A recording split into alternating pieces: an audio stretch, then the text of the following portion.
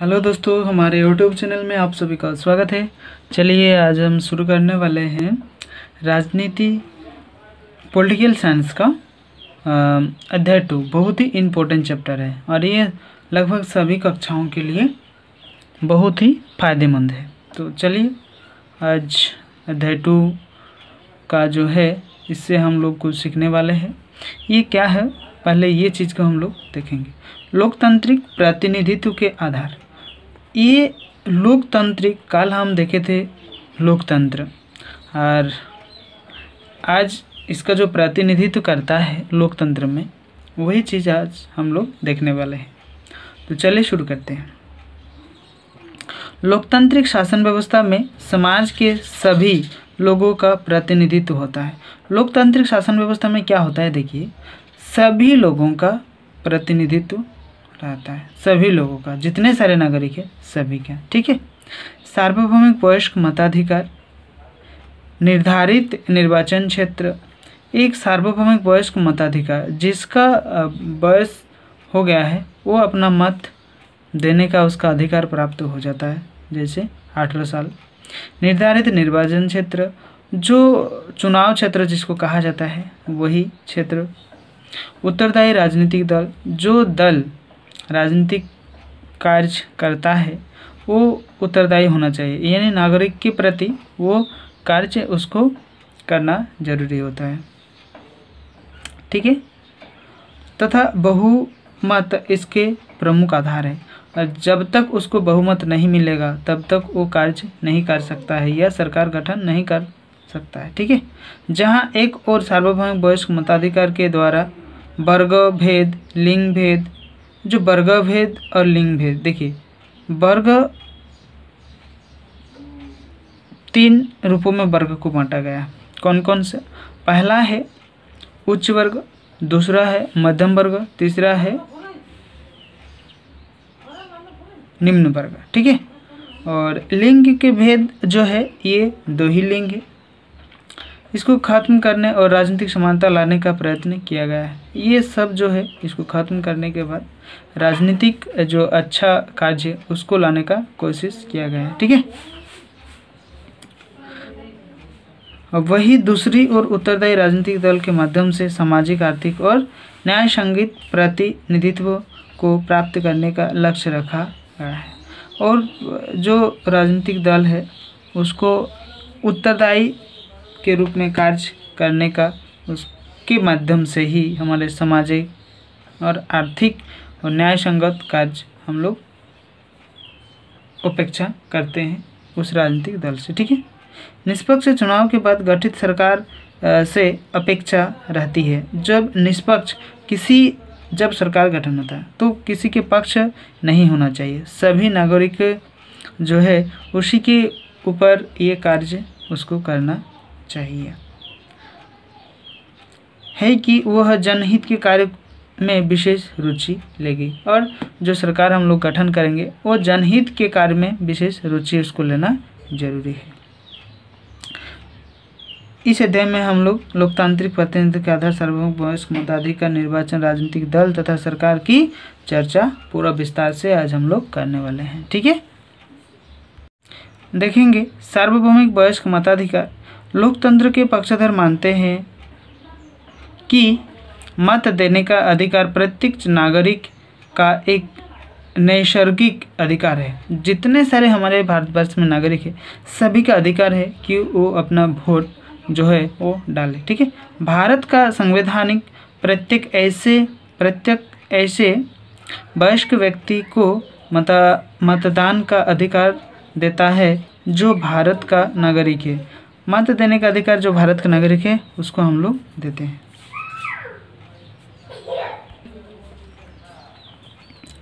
जो भारत का नागरिक है वह किसी कानून के अंतर्गत मताधिकार के लिए अयोग्य नहीं ठहराया जाएगा। जो भारत का नागरिक होगा उसको हम लोग वोट देने का अधिकार देते हैं।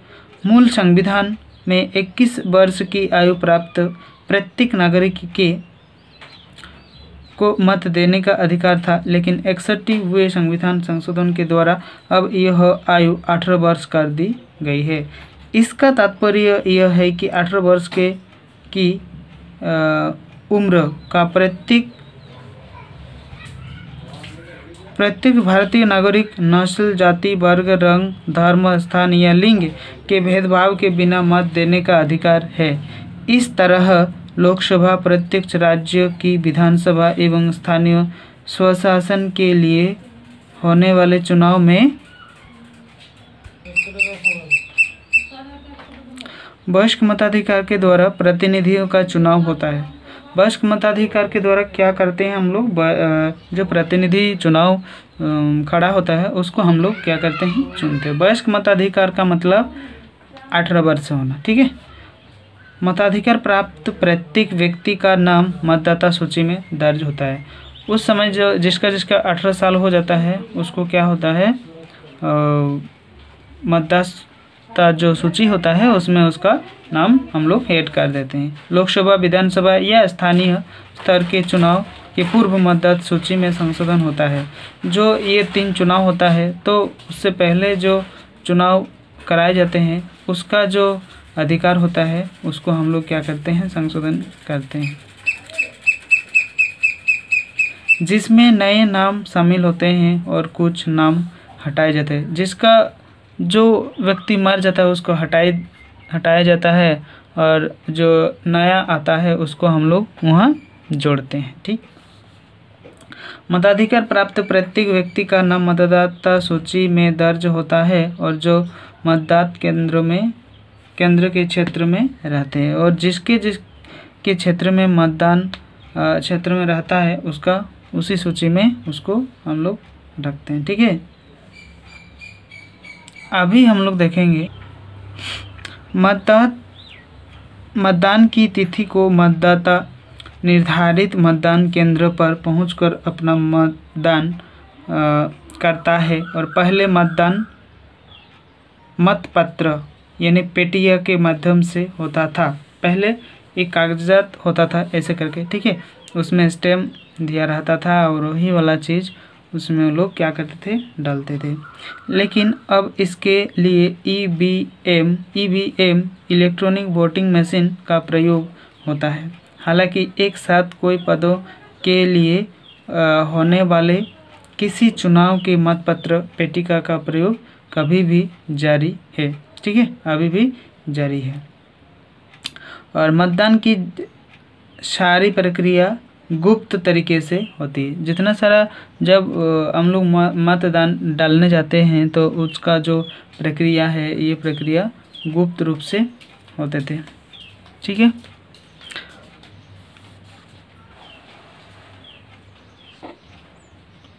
ये जो है ये ईवीएम मशीन है, ठीक है। निर्वाचन, अभी हम लोग देखेंगे निर्वाचन किस तरह से निर्वाचन होता है, ठीक है। वयस्क मताधिकार के द्वारा जनता अपना प्रतिनिधि चुनती है। वयस्क मताधिकार जिसका 18 साल हो गया है वो अपना मत से अपना प्रतिनिधित्व चुन सकता है, ठीक है। लोकसभा, विधानसभा तथा स्थानीय स्तर के लिए सामान्यतः प्रत्येक 5 वर्ष के चुनाव होते हैं। ये तीनों जो चुनाव होता है प्रक्रिया इसमें 5 वर्ष के लिए चुना जाता है। लोकसभा तथा विधानसभा सभाओं के लिए कभी कभी 5 वर्ष के पूर्व भी चुनाव होते हैं। जब आवश्यकता होती है तो 5 वर्ष से पहले भी चुनाव हम लोग वहाँ करा सकते हैं। चुनाव कराने के लिए जिम्मेदारी निर्वाचन आयोग को सौंपी गई है। जो चुनाव कराता है ये निर्वाचन आयोग जो होता है उसी के द्वारा ये प्रक्रिया होती है, ठीक है। स्थानीय स्तर के चुनाव राज्य निर्वाचन आयोग द्वारा कराए जाते हैं। तो ये स्थानीय स्तर का जो चुनाव होता है वो राज्य निर्वाचन आयोग जो होता है उसी के द्वारा हम लोग कराते हैं। सरकार उसके लिए जिम्मेवार होता है। चुनाव से संबंधित समस्त व्यवस्था करना, निर्वाचन आयोग का कार्य करना, ये सब कार्य वो चुनाव जो निर्वाचन आयोग होता है उसी के द्वारा किया जाता है। अभी हम लोग देखेंगे निर्वाचन आयोग के कार्य, इसका क्या क्या कार्य है, इस कार्य को हम लोग अच्छे से देखने वाले हैं। ठीक है, चलिए शुरू करते हैं। चुनाव क्षेत्र का परिसीमन करना निर्वाचन आयोग का एक प्रमुख कार्य है। परिसीमन करना यानी कितने क्षेत्र में कितना बड़ा एरिया जो होता है उसमें चुनाव कराया जाता है या कराएंगे, ये पहले सबसे पहले उसका जानकारी वो प्राप्त करता है। ठीक है, लोकसभा तथा विभिन्न विधानसभाओं के लिए समय समय पर सीटों का निर्धारण और सीमांकन किया जाता है। लोकसभा और विधानसभा चुनाव में वो अपने तरीके से उस क्षेत्र को क्या करता है, अपने तरीके से उस क्षेत्र को देखता है और परिसीमन करता है। इसी तरह से राज्य निर्वाचन आयोग स्थानीय स्तर के लिए सीटों का निर्धारण तथा सीमांकन करता है। और जो स्थानीय चुनाव होता है जैसे पंचायत वगैरह चुनाव होता है और पंचायत होता है, फिर जो न्यायपालिका होता है और नगर पालिका होता है, ये चीज़ स्थानीय सरकार के अंदर में आता है। तो ये अपने तरफ से राज्य सरकार क्या करता है, देखता है। ठीक है, चलिए देखते हैं उसके बाद।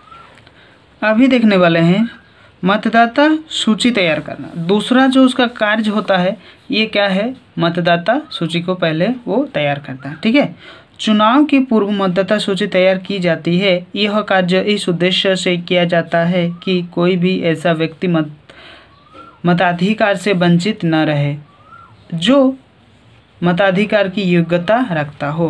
पहले ये चीज़ वो देखता है कि मतदाता सूची को पहले तैयार की जाए ताकि जो चुनाव क्षेत्र है उस चुनाव क्षेत्र में कोई ऐसा व्यक्ति जो मतदान देने का अधिकार रखता है, यानी कि 18 साल हो गया है, वो कहीं या किसी तरह से छूट ना जाए। इसके लिए वो बहुत ही अच्छे तरीके से वो कार्य को करता है।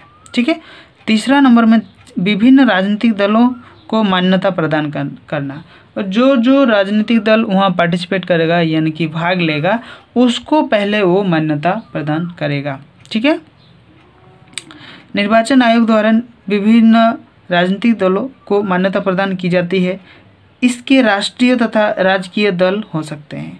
और ये दो तरह का दल होते हैं, जो कि राष्ट्रीय पूरा भारत के लिए, ठीक है, और राज्य स्तरीय जो कि अपने राज्य के लिए वो चुनाव लड़ सकता है, दूसरे जगह से वो नहीं चुनाव लड़ सकता है। ठीक है, 4 नंबर में क्या है चलिए देखते हैं। राजनीतिक दलों को आरक्षित चुनाव चिन्ह प्रदान करना। और जो राजनीतिक दल है उसको क्या चिन्ह दिया जाएगा, ये इसके लिए बहुत ही बड़ा वो कार्य अपने लिए करता है। ठीक है, निर्वाचन आयोग मान्यता प्राप्त राजनीतिक दलों को आरक्षित चुनाव चिन्ह प्रदान करता है और इसके अलावा अन्य दलों को भी चुनाव चिन्ह प्रदान किए जाते हैं। और जो वहाँ रजिस्टर्ड होगा उसको तो देता ही है, और जो चुनाव में भाग लेगा दूसरा पार्टी उसको भी ये देता है। ठीक है, अभी देखते हैं, चलिए अभी हम लोग देखेंगे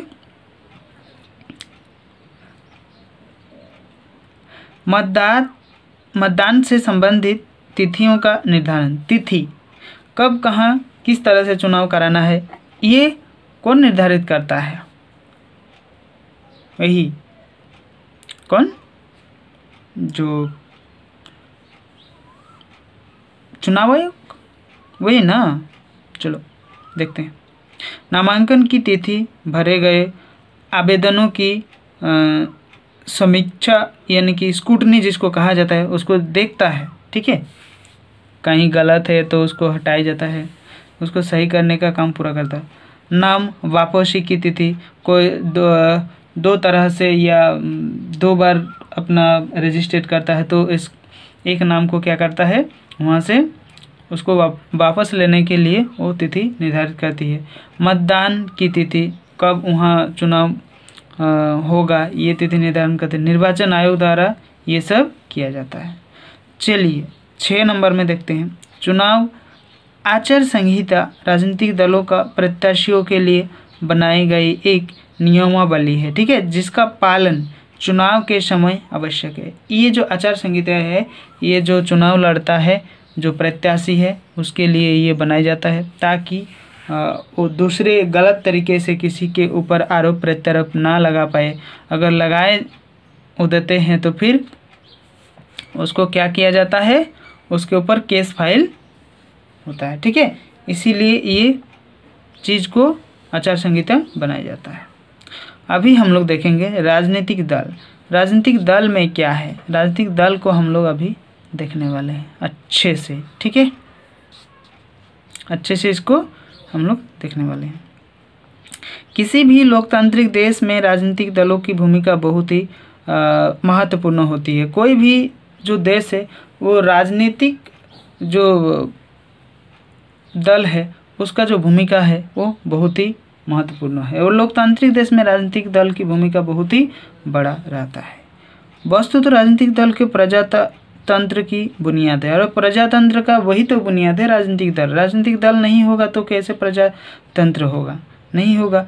तो दलीय व्यवस्था के अभाव में लोकतंत्र जीवित नहीं रह सकता है, और जो दलीय व्यवस्था होगी और लोकतंत्र में अगर इसका अभाव होगा, मतलब नहीं होगा, तो क्या ये जीवित होगा? कभी नहीं।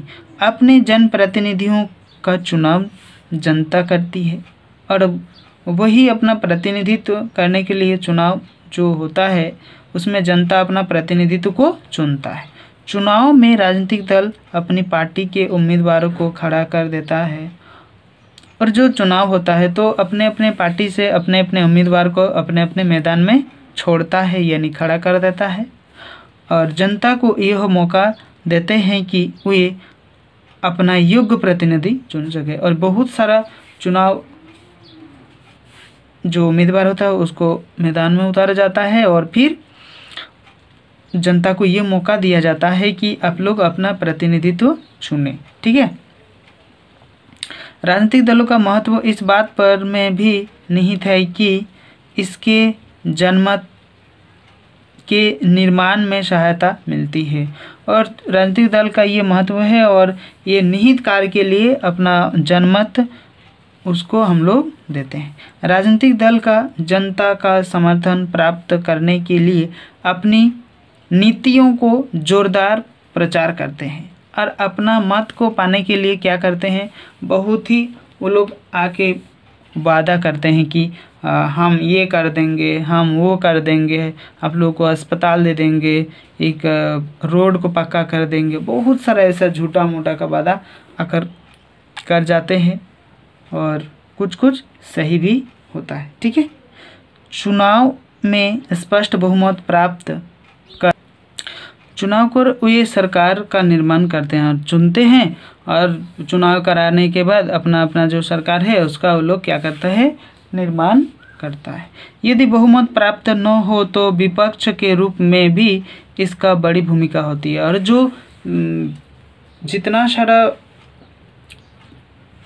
उसमें सीट होता है वो अगर कोई भी एक पार्टी, मान लीजिए कि 5 पार्टी है, ठीक है, 5 पार्टी में से एक पार्टी बहुमत लाया, और जो सेकंड पार्टी है वो उसको क्या मिलेगा, विपक्ष का रूप उसको मिलेगा। ठीक है, उसका भी भूमिका बहुत ही बड़ा रहता है। अगर विपक्ष नहीं रहेगा तो उस क्षेत्र में अच्छा जो कार्य है ये कार्य नहीं होगा, कभी भी नहीं होगा। ठीक है, भारत में दलीय व्यवस्था की शुरुआत 1885 में भारतीय राष्ट्रीय कांग्रेस की स्थापना हुई। ठीक है, इसी समय से ये चीज़ शुरू हुआ। स्वाधीनता आंदोलन में कांग्रेस का महत्वपूर्ण योगदान था, और 1906 में मुस्लिम लीग की स्थापना हुई है। ये बहुत ही इम्पोर्टेंट है। ठीक है, मुस्लिम लीग की जो स्थापना है ये 1906 में हुई है, और भारतीय राष्ट्रीय कांग्रेस का जो स्थापना हुई है वो 1885 ईस्वी में हुई है। ठीक है, भारतीय साम्यवादी दल जो कि 1924 में अस्तित्व में आया, जो साम्यवादी दल था भारतीय, ये कितने साल में आया, 1924 में अस्तित्व में आया, जबकि फरवार वाला का गठन 1939 में हुआ है। ठीक है, भारतीय बहुदलीय व्यवस्था वाला देश है। भारत क्या है, ये बहुदलीय वाला देश है। इसमें बहुत सारा राजनीतिक दल का कार्य रहता है। कुछ दल को राष्ट्रीय दल तथा कुछ अन्यों को राज्य स्तरीय दल के रूप में मान्यता प्रदान की गई है। कुछ ऐसे दल है जिसको राजकीय और राष्ट्रीय रूप से उसको मान्यता प्रदान की गई है। राष्ट्रीय दल होने के लिए निम्नलिखित शर्त में से एक पूरा करना जरूरी होता है। जो राष्ट्रीय दल होता है उसको कुछ फॉर्मेलिटी होती है, उसको पूरा करना सबसे ज़्यादा होता है, ठीक है। उसको अगर पूरा नहीं करेगा तो उसको राष्ट्रीय दल के लिए जो उसको मान्यता दी जाती है वो हटा ली जाती है। वो क्या की जाती है? हटा ली जाती है। वो क्या क्या है, चलिए इसको भी देखते हैं। उसके द्वारा लोकसभा के कुल सीटों की 2% सीट कम से कम 3 विभिन्न राज्यों से मिलनी हासिल की गई हो।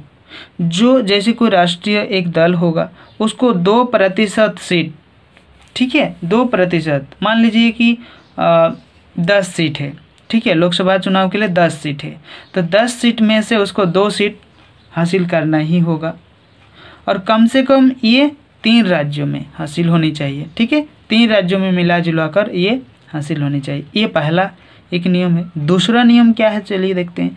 लोकसभा या विधानसभा के चुनाव में 4 राज्यों में उसे 6% वोट मिलने चाहिए।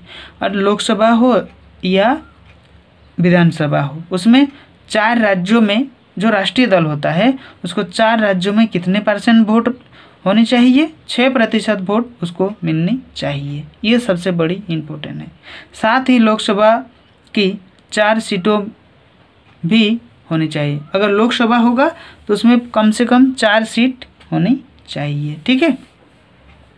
यदि कोई पार्टी, तीसरा नंबर में, यदि कोई पार्टी कम से कम 4 राज्यों में राज्य स्तरीय पार्टी के रूप में मान्यता प्राप्त कर ले, उसको जो राज्य स्तरीय पार्टी होगा उसको राज्य में क्या करना होगा? मान्यता प्राप्त कम से कम, ठीक है। अभी हम लोग देखेंगे भारत के प्रमुख राष्ट्रीय पार्टियों की सूची कुछ है। भारतीय जनता पार्टी जो कि बीजेपी कहता है, भारतीय राष्ट्रीय कांग्रेस जो कि INC है, और भारतीय कम्युनिस्ट पार्टी जो कि मार्क्सवादी पार्टी है CPIM जो है, भारतीय कम्युनिस्ट पार्टी जो कि CPI है, और बहुजन समाज पार्टी जो कि BSP है, और 6 नंबर में राष्ट्रवादी कांग्रेस पार्टी जो कि NCP है। ये इनका है, ठीक है। अभी हम चुनाव चिन्ह देखिए, यह चुनाव चिन्ह दिया हुआ है, ये बीजेपी का है, तो ये कांग्रेस का है, तो ये मार्क्सवादी जो कि ये CPM का ये है, CPIM का है, और ये BSP का है, और ये NCP का है, ठीक है। इसी तरह हम लोग राज्य स्तर में भी देखते हैं। इसी तरह राज्य स्तर में पार्टी होने के लिए कुछ शर्तों को पूरा करना होता है। इस समय विभिन्न राज्यों में कुल 48 पार्टियों को राज्य स्तरीय पार्टी के रूप में मान्यता प्रदान की गई है। झारखंड में राज्य स्तरीय मान्यता प्राप्त दल निम्नलिखित क्या क्या है, देखिए। ऑनलाइन झारखंड स्टूडेंट यूनियन जो कि आजसू है, झारखंड मुक्ति मोर्चा JMM है, झारखंड विकास मोर्चा प्रजातांत्रिक जो कि JVMP है, और राष्ट्रीय जनता दल है जो कि RJD है, ठीक है। ये करता है। अभी हम लोग देखेंगे सरकार के बारे में। सरकार क्या है, किस तरह से सरकार होता है, वो हम लोग अभी देखेंगे, ठीक है। लोकतंत्र में सरकार की अहम भूमिका होती है। लोकतंत्र में क्या है, सरकार की भूमिका सबसे ज़्यादा होती है। एक उत्तरदायी सरकार का होना लोकतंत्र में मजबूती के लिए अति आवश्यक है, ठीक है। ये सरकार के लिए मजबूती होना सबसे आवश्यक है। सरकार संविधान के दायरे में रहकर जन कल्याण के लिए नियम और कानून बनाती है। सरकार अपने दायरे में रहकर क्या करती है? जन कल्याण की कार्य करती है, यानी कि लोगों की देखभाल करती है। कोई क्या नहीं पा रहा है, सभी को समान रूप से देना है, कोई बहुत सारे ऐसे नियम है जो वो पालन करती है। सरकार में आम जनता का प्रतिनिधित्व उसके द्वारा चुने गए जन प्रतिनिधियों के द्वारा होता है, ठीक है। सरकार का जो गठन होता है वो जो जन प्रतिनिधि को जनता चुनती है उसी के द्वारा सरकार को गठन किया जाता है। ये सरकार की नीतियों को जनता तक पहुंचाते हैं, और सरकार का जो नीति होता है यानी कि नियम होता है वो जनता तक सरकार पहुंचाती है। भारत में सरकार के गठन बहुमत के सिद्धांत को अपनाया गया है। यहाँ बहुमत जो दल लाएगा उसी को सरकार करने का हक देते हैं। ठीक है। लोकसभा के चुनाव में, जिसको हम लोग आम चुनाव कहते हैं, के पश्चात सदन में स्पष्ट बहुमत प्राप्त दल को सरकार बनाने का मौका मिलता है। जो बहुमत दल लेके आता है उसी को हम लोग, या जो राज्यपाल होता है वहाँ देते हैं, या राष्ट्रपति होता है केंद्र में तो उसका सरकार गठन करने का अधिकार हम लोग देते हैं। यदि किसी दल को अकेले सदन में स्पष्ट बहुमत नहीं आता है तो उसके अधिक दल गठबंधन करते हैं। जो कोई, मान लीजिए कोई साल ऐसा रूप आ जाता है कि कोई किसी दल को बहुमत प्राप्त नहीं है तो उस समय क्या होता है, गठबंधन का सरकार होता है। इस तरह किसी दल या दलों के समूहों का नेता प्रधानमंत्री बनता है और वही समय कोई भी दल का जो अच्छा होता है उसको क्या करता है, प्रधानमंत्री का रूप देता है। इसी तरह से राज्य विधानसभा के बहुमत प्राप्त दल या एक ऐसे अधिक दलों के समूह के नेता को मुख्यमंत्री पद की शपथ दिलाई जाती है। उसी तरह जैसे प्रधानमंत्री बनाया जाता है उसी तरह मुख्यमंत्री को भी बनाया जाता है। केंद्र में जो स्थिति प्रधानमंत्री की होती है वही स्थिति राज्य में मुख्यमंत्री की होती है। ठीक है। प्रधानमंत्री तथा मुख्यमंत्री कोई भी फैसला अकेले नहीं लेते हैं। वो कोई भी फैसला जो है अकेले नहीं लेते हैं। इसके लिए मंत्रिमंडल एवं मंत्रिपरिषद की उपस्थिति अनिवार्य होती है। अकेले कोई फैसला नहीं ले सकता है। वो अपना जो मंत्रिपरिषद होता है सभी बैठकर मिलजुल कर उसका जो कार्य का सिद्धांत लेते हैं वो करते हैं। मंत्रिपरिषद में कोई प्रकार के मंत्री होते हैं। बहुत से प्रकार के क्या करते हैं, मंत्री का वो लोग गठन करते हैं। भारत में 3 प्रकार के मंत्री परिषद में शामिल होते हैं, जैसे कैबिनेट मंत्री, राज्य मंत्री और स्वतंत्रता प्रभार राज्य मंत्री। ठीक है। कैबिनेट मंत्री अपने विभाग अध्यक्ष होते हैं और स्वतंत्रता प्रभार वाले राज्य मंत्री का दर्जा कैबिनेट स्तर का होता है। ठीक है। मंत्रिपरिषद अकेले कैबिनेट स्तर के मंत्रियों के शामिल किया जाता है और सरकार का महत्वपूर्ण फैसले मंत्रिमंडल के द्वारा ही लिए जाते हैं। ठीक है। जिस दल को संसद में स्पष्ट बहुमत नहीं मिलता है वो विपक्ष के रूप में रहता है। यह विपक्ष में रहता है। विपक्ष का काम सरकार को रचनात्मक सहयोग करना तथा सरकार के निरंकुश होने से बचाना, और इसी तरह से विपक्षी दल भी जनता को मुद्दों को उठाते हैं और जो कार्य नहीं होता है उसको सरकार को वो याद दिलाता है। ठीक है। लोकतांत्रिक व्यवस्था में जन प्रतिनिधित्व निरंतर जन कल्याण के कार्य में जुटे रहते हैं और जब एक से अधिक दल मिलकर सरकार का गठन करते हैं तो यह गठबंधन सरकार कहलाती है। केंद्र तथा राज्यों में यह कोई बार गठबंधन सरकार गठन हो चुका है। तो बस आज के लिए इतना ही, एक चैप्टर आज ख़त्म कर दिए। तो जो स्टूडेंट नए हैं वो इस चैनल को सब्सक्राइब कर लें ताकि आने वाले जितने सारे वीडियो अपलोड होगा उसका नोटिफिकेशन आप लोगों को मिलता रहेगा। ठीक है। और इस चैनल में लगभग हर विषय का पढ़ाई होता है। आप लोग अगर दूसरा विषय और भी पढ़ना चाहते हैं तो कमेंट्स करके बताइए कि कौन सा विषय आप पढ़ना चाहते हैं। ठीक है। तो आज के लिए इतना ही। Thank you.